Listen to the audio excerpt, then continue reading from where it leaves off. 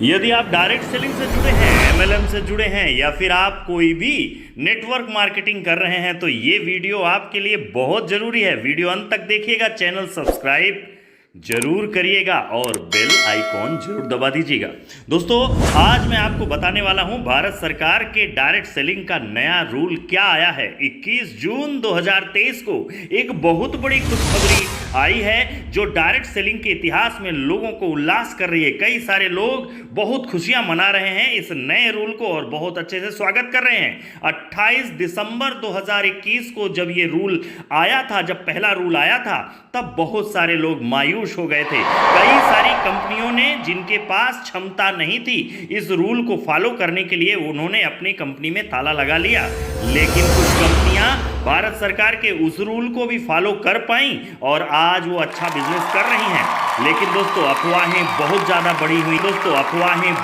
बढ़ी हुई थी और अफवाहों में यहाँ तक बोला गया था कि डायरेक्ट सेलिंग बंद हो गया है, नेटवर्क मार्केटिंग अब इंडिया में नहीं चलेगा। लेकिन भारत के कई बड़े बड़े दिग्गज लोगों ने, बड़ी बड़ी कंपनियों ने नेटवर्क की पावर समझी और नेटवर्क मार्केटिंग के रूल पे संशोधन के लिए भारत सरकार को पत्र लिखा, जिससे संशोधन होके 21 जून 2023 को आ गया है। क्या है इस संशोधन में, क्या तत्व हैं? एक चीज और समझिएगा, अफवाहों पे मत जाइएगा। पूरा रूल नहीं बदला है, केवल कुछ पॉइंट्स बदले हैं जो मैं आपको आज अभी यहां बताने वाला हूं। इस रूल के तहत आपको मैं बताऊं कि इस रूल में बाकी सारी चीजें सेम हैं। इसको आप पढ़िए।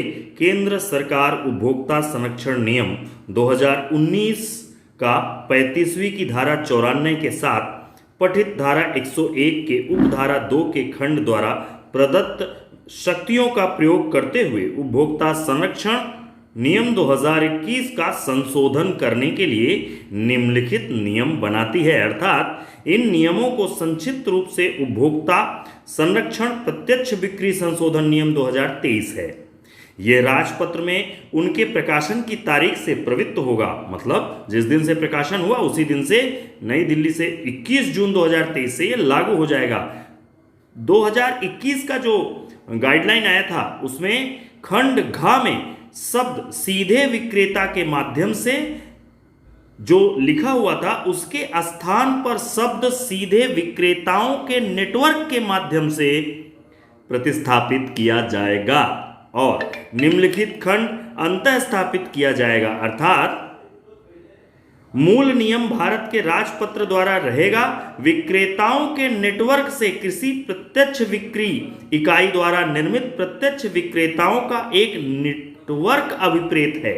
मतलब अब प्रत्यक्ष विक्रेता अपना एक नेटवर्क बना सकता है, अपना एक टीम बना सकता है।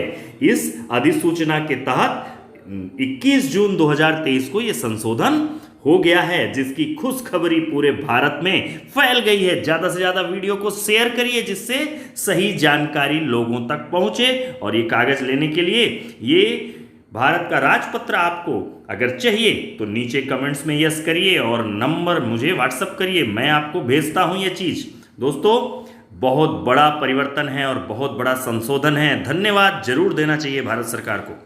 तो दोस्तों, हो जाओ तैयार नेटवर्क मार्केटिंग में वापस काम करने के लिए। लेकिन फिर भी अफवाहों पे मत जाना, बाकी सारे रूल वैसे ही हैं। केवल प्रत्यक्ष विक्रेता अपने नेटवर्क के थ्रू बिजनेस कर सकता है। इस समय आपको देखना पड़ेगा कंपनी कितनी लीगल है। कंपनी के फिजिकल प्रोडक्ट ही नेटवर्क मार्केटिंग में रहेंगे।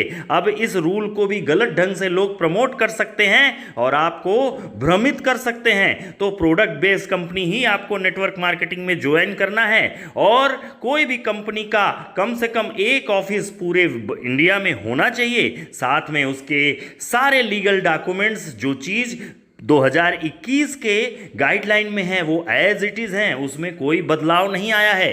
केवल एक जगह बदलाव आया है कि साधारण जो प्रत्यक्ष विक्रेता है वह अपना नेटवर्क बना सकता है और वह अपने नेटवर्क के माध्यम से भी विक्रय कर सकता है।